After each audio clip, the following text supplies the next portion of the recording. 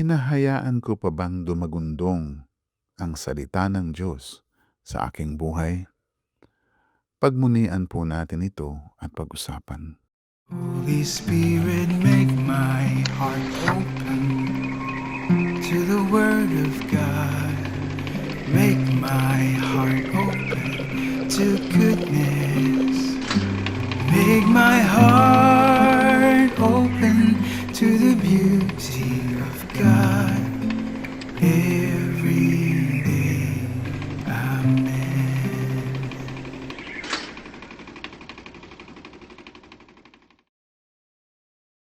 Brothers and sisters, kay Monsignor Allen Aganon ko po ito narinig. Sa kanyang homily sa isang CFC Mass noon pang February 2011, sinabi niya, bawasan ang mga dinadownload natin sa buhay. Hindi na makatagos ang Diyos sa atin. Hayaan natin na ang salita ng Diyos ay dumagundong. Ito po ay 14 years ago. Medyo bata pa ako sa Couples for Christ. Pero hindi ko po ito makakalimutan dahil napakalaki ng epekto nito sa akin. Dahil po totoo, noon pa man ay napakarami na ng pagpipilian para basahin, panoorin at pakinggan. Wala pa nga pong TikTok noon at Instagram. Nauuso pa lang ang Facebook at YouTube. Pero marami na ang pwedeng i-download. Madali na makahanap ng paboritong pakinggan at gustong basahin. Pwedeng-pwede kang malunod sa impormasyon, espiritual man o hindi.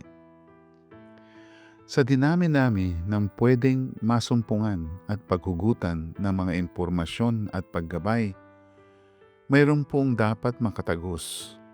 Mayroon pong dapat dumagundong para papanibaguhin tayo. Ito po ang salita ng Diyos. Napakalaking grasya po nito, ang makatagos at dumagundong ang salita ng Diyos sa ating buhay. Maari po kasing masumpungan ito pero hindi maintindihan. At dahil hindi maintindihan, kinakalimutan na lang at pinababayaan. Asidia ang tawag dito ng ating mga gabay sa simbahan. Ang asidia ay sloth sa salitang Ingles o katamaran sa Pilipino.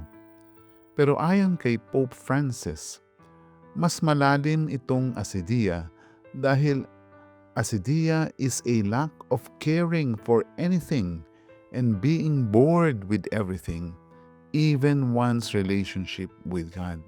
Naalala ko po ang tawag noon ng mga kabataan sa ganitong kondisyon. Ang sabi nila, ma at pa, na ang ibig sabihin ay malay ko, pakialam ko. Wala akong kamalayan dyan, kaya wala akong pakialam dyan. Brothers and sisters, malaking kasayangan kung wala tayong kamalayan, kung kaya wala tayong pakialam sa katuruan, tagubilin at paggabay ng Diyos.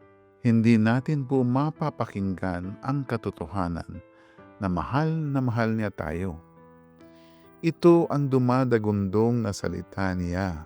Mahal niya ako, mahal ka niya, mahal niya tayo. Ito ang salitang makapagpapanibago sa atin at makapagdudulot ng galak at kapayapaan sa ating buhay.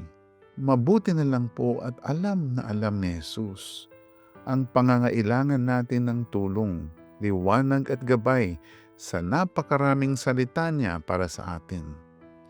Sa Ebanghelyo ngayon, sinabi ni Jesus sa kanyang mga alagad, marami pa akong sasabihin sa inyo, ngunit hindi pa ninyo kayang unawain ngayon.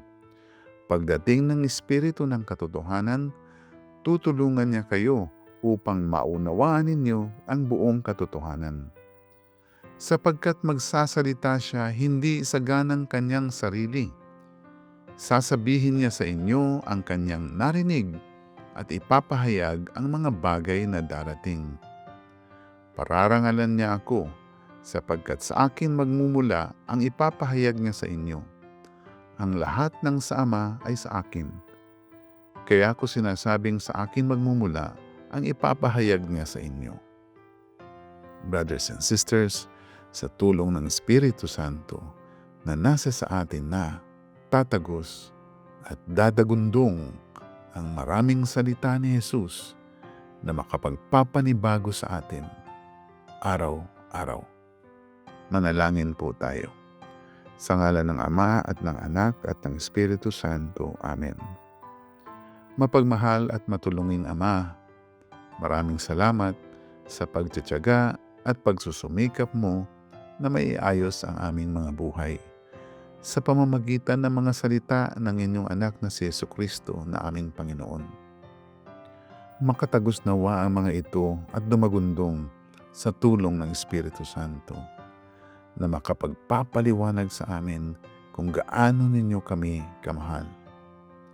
Ang pagmamahal na ito ang siyang makapagpapanibago sa amin para lalo naming pakinggan, patagusin at padagundungin ang maraming katuruan, tagubilin at paggabay ninyo sa amin.